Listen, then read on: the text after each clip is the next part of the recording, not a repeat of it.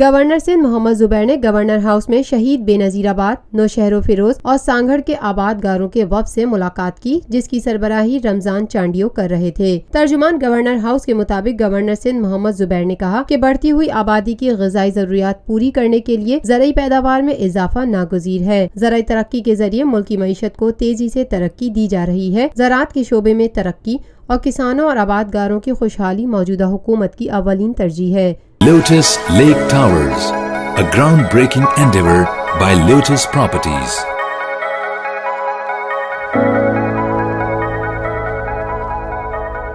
ملکی، بین الاقوامی، سماجی، سیاسی، تجارتی، ثقافتی، تفریحی، معلوماتی اور کھیلوں سے جڑی ہر چھوٹی بڑی خبر کا مرکز TNN TV۔